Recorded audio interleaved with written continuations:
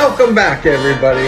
I'm on vacation right now, and we're going to do a show on what happened to Speedway in the 70s. You know, Speedway was very popular, and it was very successful. There was lots of money. The Speedway riders, the top Speedway riders, were getting fairly rich. They were making very big money. The top 5 were absolutely cleaning house. They were buying houses, cars. They were living life pretty nice. But then something happened. Something happened that changed Speedway in America, possibly forever. And so far, it has been forever.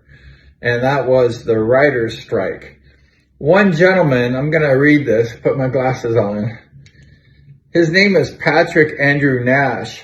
And he said, "I love Speedway. I don't know why the sport never gained traction." And really, Speedway is one of the most amazing motorsports there is. And Speedway had all the potential to become a very big sport, possibly like a supercross. And people in the early days of the revival, they saw how exciting Speedway was on a small track like Costa Mesa.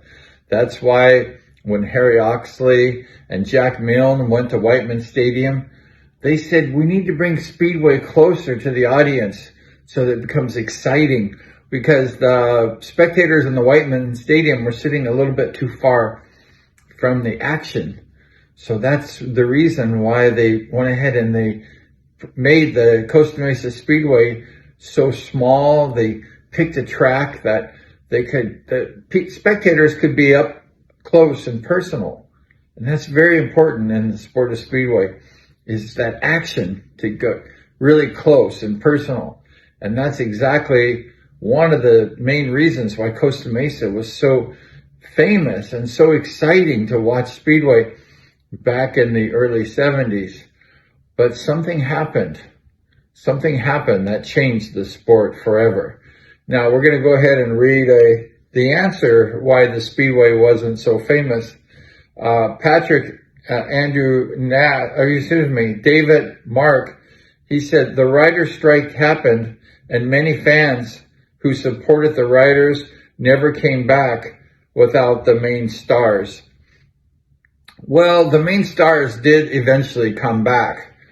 But what happened is that a lot of the fans, they left Speedway and they never came back. And the reason why I know that, because I was there. I was in that strike. Those faithful moments, those Friday nights after the Speedway, the SRA had been disbanded by Harry Oxley. And going back, as I was an up-and-coming rider, I thought for sure I was going to have a future in Speedway, that Speedway was going to be my ticket.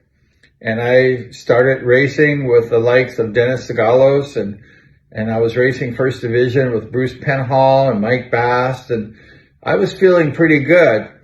And one of the problems I had is my tuner, my sponsor, was the president of the SRA, which was Jerry Fairchild, and he's a very good man. And I just remember one time I was working on my bike at the Fairchild shop, and Jerry was about crying. And I said, "What's wrong, Jerry?" And he just was heartbroken. I mean, he was beside himself. And Jerry was not an emotional guy. He never got upset about anything. And he said, "Harry Oxley disbanded the SRA, and the SRA is no more." And I said, "What?" And I was there the moment that happened. And Fairchild said that this is going to destroy the sport of Speedway forever, and that the racers will not make the same amount of money that they did before. And also the spectators might be leaving the sport that were once flooding Costa Mesa. And the name of Speedway got kind of diluted, and there was a lot of problems as a result. And I was there when the riders were striking. I saw, I believe, Mike Bast, the announcer Larry Huffman, Dub Farrell was there. I was there.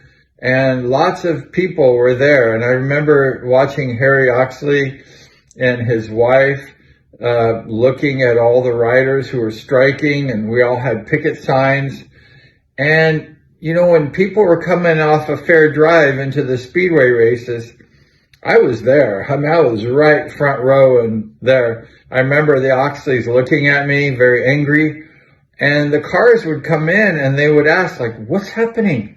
What's going on here? And we told them that the Speedway riders are on strike and to go home. And the people just turned around and went home, one after another. And they never came back to Speedway. And that was the beginning of the destruction of Speedway. Of course, in time, some of the speed riders came back, but the SRA was no more. The 35% of the purse going to the riders, plus the purse money, that was gone. There was just a flat, small purse from at that point. And Fairchild told me that Speedway will never be the same, that the riders will be just riding for mostly trophies. Maybe a few riders will get their money back and maybe make a couple of burgers at Burger King. But the days of Speedway making big money is over. And Jerry was right. It was over. And it totally destroyed my Speedway career because I was just up and coming as a Division I rider, racing against the top riders. And Fairchild was behind me, and he discovered me when I was just a D3 rider. So I was very loyal to Jerry. And when all this happened, I was devastated because Fairchild quit Speedway altogether because he was so angered by this destruction of the SRA by Harry Oxley. And I was racing like Santa Ana Bowl, and I became a top rider there. But I did not want to go back to Costa Mesa at that time. And I think Harry Oxley didn't want me at Costa Mesa. So that really wrecked my early day Speedway career. And I just really got disillusioned myself with Speedway. And I ended up going back to college instead of pursuing my career. Now, I would race in the days of Segalos, Penhall, Ron Preston, the Moran brothers, all these great Speedway riders.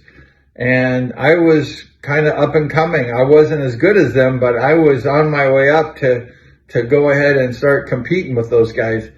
But because of the strike, everything changed.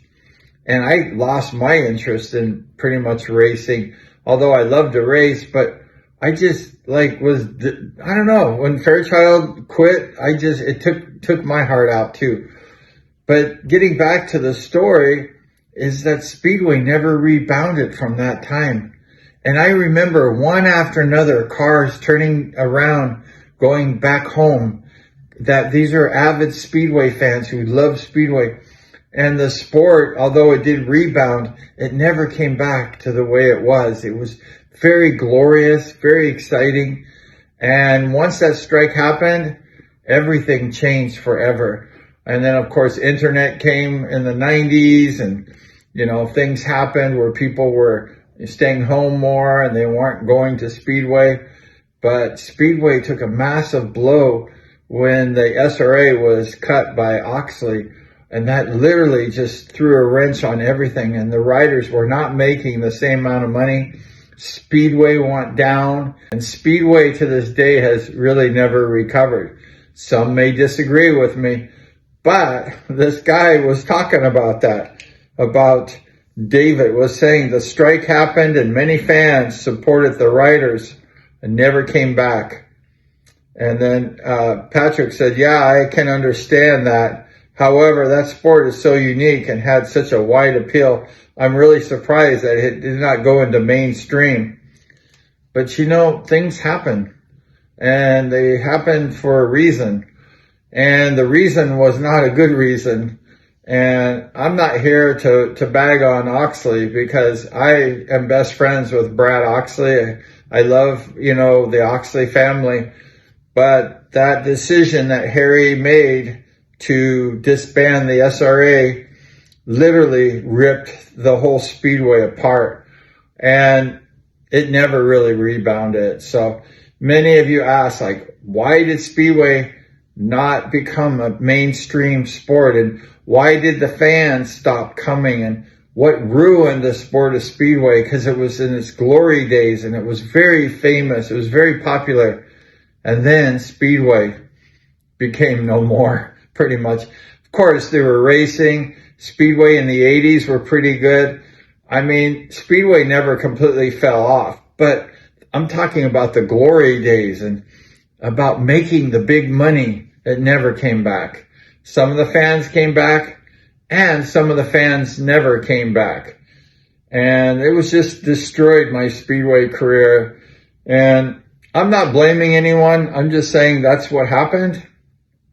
Take it or leave it. But Speedway took a big hit when the SRA got destroyed and the money just was like got wiped out pretty much. And everything changed when the Speedway Racing Association was cut off. So many of you might want to know, like, why did Speedway go down? And it's simply because the promoters, they cut the Speedway Racing Association. They pocketed more money. The Speedway riders made less money. The fans went away, although they came back. But Speedway never was quite the same as in the glory days back in the early 70s.